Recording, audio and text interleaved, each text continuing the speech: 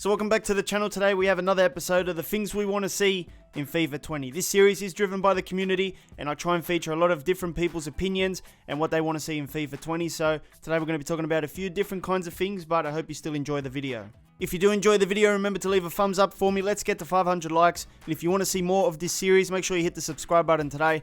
Hit the notification bell as well, and you won't miss any. And like I said at the start, this series does depend on the community suggestions. So if you want to get involved, maybe get featured in the future, leave your suggestions. What do you want to see in FIFA 20?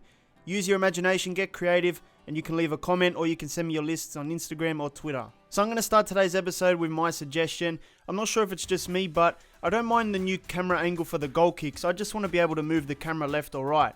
So sometimes you bomb it down the left, there's a good chance it's going to go out of play. Like that one was really close. That was actually pretty good, to be honest. But sometimes I've kicked it out of play going left or right because I don't know how to aim properly with this camera angle. And most of the time when I do goal kicks now, I just kick it straight up the middle because I don't want to aim left or right just in case it goes out of play. And pretty much PES does use the same goal kick camera angle. And FIFA did try and copy that this year. But what PES lets you do is move the actual camera. That's all I want EA to do in FIFA 20. Just make us do that so it helps you aim better. You can put it where you want it, right in that pocket there, and you know where it's going to go. Let me know if you prefer this type of movement as well with the camera angle, or do you prefer it to just be straight?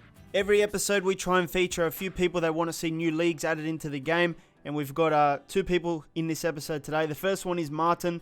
He wants to see the Norwegian 2nd and 3rd division in the game. If I had to say whether or not it was going to happen, I would say it's highly unlikely. But people want these 3rd and 2nd divisions in the game because it does help with Road to Glories. And it does help in career mode when you got promoted teams and relegated teams, so you're not versing the same teams every season. Also, FIFA Skills wants to see the Serbian, Croatian, New Zealand and Indian League. I'm not sure if any of these leagues would make it into FIFA 20. It all depends on whether EA thinks it's worth it to put it in the game. But as always, you know, the more leagues, the better because it does help with career mode. Next up, we have suggestions from Daniel and Gabriel, and we're back on the World Cup mode from FIFA 18 for this one. They both want to see more national teams added into the game. So more specifically, they want to see teams like Nigeria, who qualified for the World Cup, Iran as well, who was also qualified for the World Cup last year, and Japan as well, which was a World Cup qualifier as well. And Gabriel wants to see Costa Rica in FIFA 20. So what's weird about these things is that these national teams made it onto the World Cup mode in FIFA 18. I don't think they were part of the standard game. But with the World Cup mode, it brought in non-qualified national teams and qualified national teams. And when FIFA 19 came out, some of these nations disappeared, especially teams like Japan, who are very good. They're very big in Asia.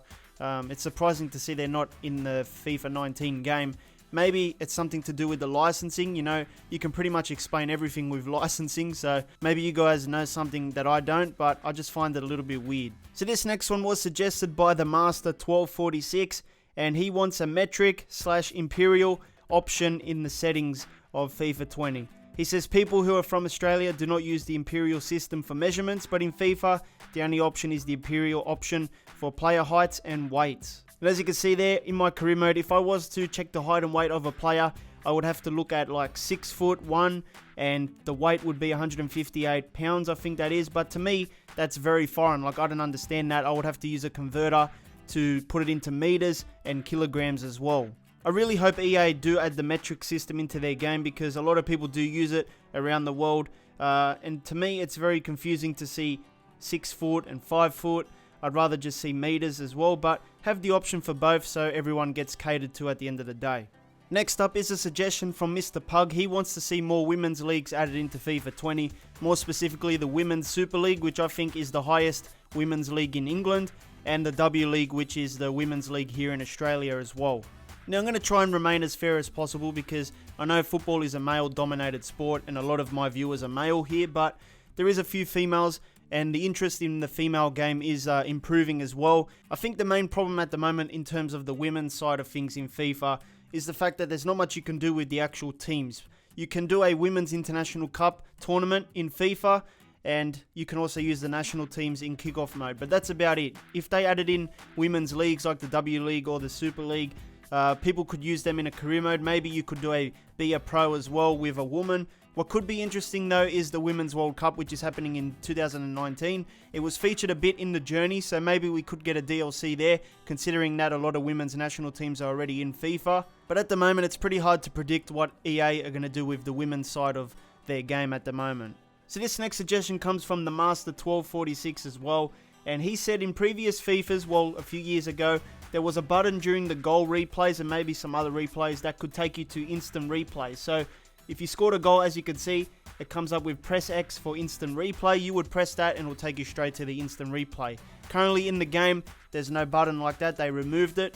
And I never thought I would have to use this goal ever again because I did record this like 5 years ago. But it's pretty cool that it's still on the channel today and I'm using it again.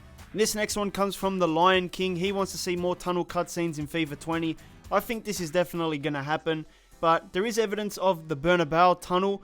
I have seen it on the Nintendo Switch version. I think there was a photo that came around a few months ago. So I think there is a good chance we're going to see more tunnel cutscenes in the future. And I think it's going to be pretty cool because I did enjoy looking at the one that they did this year with the Atletico Madrid stadium. The next suggestion comes from Ali, and he wants to see the Ultimate Stage Stadium in FIFA 20. I actually forgot about this stadium. It was in PES 18. As you can see in the background, I've put a bit of footage from it. It's not a real stadium. It's like the stadium you see when you watch a Champions League match day broadcast. It's like that big stadium. Apparently it has like 1 million people capacity, but it's not real. It's not actually built. It's just like a AI sort of thing or computer generated thing. But I still think this could be a useful stadium to have. Maybe you could do Champions League finals in that stadium in career mode, or it's good to have just in kickoff mode as well. It's part of the UEFA license, which means FIFA could actually do it because they have the UEFA license now. I really hope EA decide to put it in FIFA 20, especially because I enjoyed this stadium in PES 18. I liked playing the Champions League final there, and it is better than having generic stadiums because at least it has some sort of real life element to it as well. Next up is a suggestion from Flemmy Rats. He wants to see the Feyenoord stadium in the game. I think Feyenoord is a Dutch team, which means this would be a Dutch stadium. And I wouldn't mind this because currently in FIFA, I explained it a little bit last episode as well. There's a lot of stadiums in England. There's a lot of stadiums in the La Liga as well because they have obviously the full treatment there. But there's not much in the rest of the Europe category. So hopefully there's going to be more European stadiums in FIFA 20. The Bundesliga full treatment will definitely help the cause. Maybe the Serie A can get some more stadiums in as well. That would be always nice. But the more licensed stadiums, the better. This next suggestion comes from Reese, and I think he speaks on behalf of a lot of Brazilians. He wants EA to sort out the Brazilian licenses. It must be pretty tough being a Brazilian and wanting to play with Brazilian clubs and the national team. If you have checked the Brazilian national team in your game and any of the clubs, you would see this mess. There's no official players besides Neymar for the national team, and also Brazilian clubs have a lot of generic players as well. I don't think there's any real ones. So I'm sure you guys know by now because FIFA 19 came out a few months ago, but this issue only affects the national team and the Brazilian clubs. It's hard to explain, but it's definitely coming down to licensing with Brazilian players. I don't know how to explain it that well because licensing is a pretty confidential topic, so we don't know much about it, but a guy who is Brazilian and he seems to know more than me says that basically the players own their own image rights and not the club or the Brazilian Federation. So EA has to negotiate with every single player, which is ridiculous. 20 teams, each team has around 20 to 25 players. So we're talking about 500 players that they would have to individually, one by one, negotiate a deal with. And of course, some of them are going to take advantage of this and ask for a lot of money. So I think that was a nice and simple explanation for this issue. Hopefully you guys understand it a little bit better. There's not much you can really do because each Brazilian player owns their own rights and it's hard to negotiate deals with all of them. It does look a little bit weird to see the Brazilian national team full of generics, especially because I used to use the Brazilian national team a lot in previous FIFAs, so it's a little bit of a shame as well.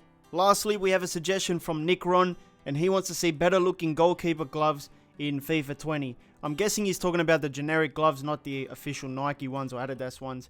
He says that the PES ones are more realistic, so I'm going to put a comparison on the screen from FIFA 19 versus PES 18, and you can be the judge of that.